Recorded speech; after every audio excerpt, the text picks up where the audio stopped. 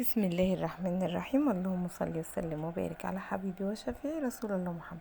عملت النهارده بقى بطاطا عظمه عظمه عظمه، تحفه بجد بجد والله تحفه، خطيره خطيره. والكيلو ب5 جنيه، عملت ب5 جنيه احلى بطاطا، احلى بطاطا تحفه بكراميل بقى، نازل صوص خطير منها، سهله وخطيره وبسيطه، التكاليف على قد الايد خالص. وعملت حاجه حلوه رهيبة هتقدميها بقى لأي حد عندك. الولاد مغذية جدا جدا، أنا ولادي بيحبوها جدا وخطيرة خطيرة بجد. اوعي تضيعي موسم البطاطا ده لما تعمليها كل يوم، اللهم بارك، مفيدة جدا وجميلة.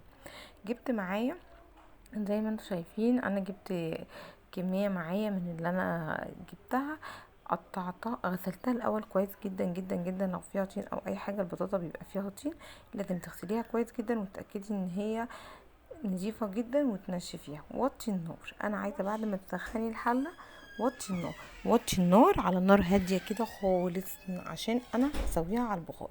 وهتروحي جاية حطاها في الحلة من غير اي حاجة، الحلة سخنة خالص. وحطيناها في الحلة بعد ما قطعناها، غسلناها كويس وقطعناها شرايح، واتأكدنا ان هي نشفت خالص. وحطيناها بقى وهي ناشفة كده في الحلة من غير اي مية. ورحت جايبة معانا سكر، حوالي ربع كوباية سكر، وحطيتها على وشها.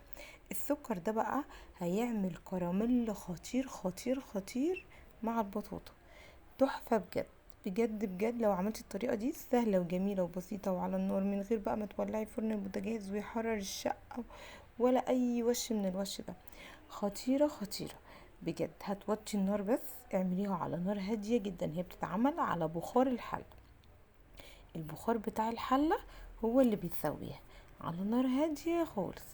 حتى لو انتي الحلة عندك زي عندي كده، الغطا بتاع الحلة في ثقب ولا حاجة، حاولي تسديه بأي حاجة، عشان انا عايزة الثقب ده لما يتسد هتخلي البخار كأنها حالة ضغط كده. بس مش هينفع تعمليها في حالة ضغط لان دي بطاطا طبعا، فانا هعملها زي ما وريتك كده. هسدها، انا هشوف اي حاجة عندي وهسد، هجيب غطا كده وهسده بيه. تمام خلاص كده تمام، شكرا قوي. انا بحطهولك كده عشان ابينلك ان هو ان انتي تعملي بالطريقة دي، حتى لو محدش سامع الصوت يعرف انا قصدي ايه. البخار بقى هيخلي معاكي البطاطا تعرق وتستوي. بصي هتبقى رهيبة فعلا بجد، طعمها خطير واقتصادية جدا ومش مكلفة خالص. ولو عندك اطفال صغيرة هيحبوها جدا كده. الطريقة دي حلوة جدا، واي حد داخل بيتي وعملتها بجد بيجي يسألني هو انتي عاملاها ازاي، مع انها بسيطة جدا ما فيهاش اي حاجة.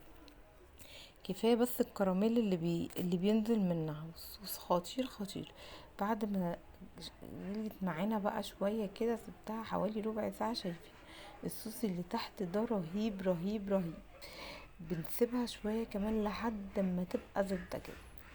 ولو انت عايزة تحطي عليها حتة زبدة حطي، مفيش اي مشكلة. إيه مش عايزة، هي كده بتبقى اللهم بارك خطيرة خطيرة خطيرة. ما شاء الله كده بقى خلاص استوت وبقت معايا جاهزة على الاكل. شايفين بقى تحت صوص كراميل رهيب رهيب، اللهم بارك. وب5 جنيه بس كيلو البطاطا، كيلو البطاطا ب5 جنيه. عمل لك حاجة حلوة. شايفة هو في حاجة في الزمن ده دلوقتي ب5 جنيه؟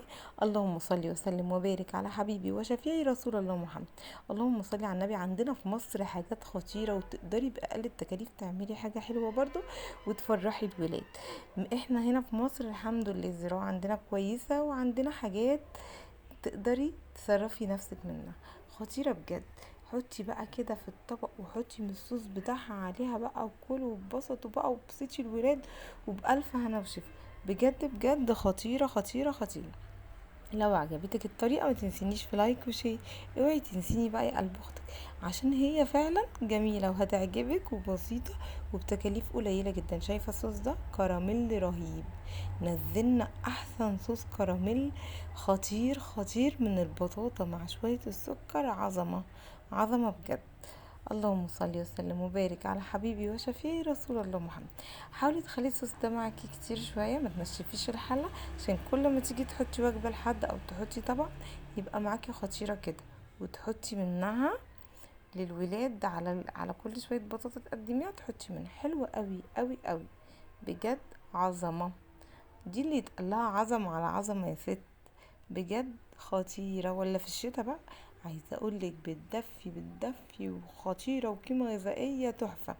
بألف هنا وشفا للي هيعملها، وبألف هنا وشفا للي عجبته. ما تنسينيش بقى في لايك وشير لو عجبتك الطريقة وعجبك محتوى. ويا رب تكونوا بتستفيدوا مني، من الحاجات البسيطة اللي انا بعملها على قد ايديا كده. يا رب تكونوا بتستفيدوا و...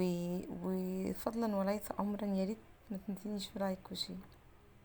بجد انا محتاج منك الدعم دوت علشان اقدر اكمل معاكي، واقدر اعملك وصفات تانية وحاجات تانية بسيطة وعلى قد فلوسنا وقد ظروفنا برضه. وكل سنة وانتوا طيبين.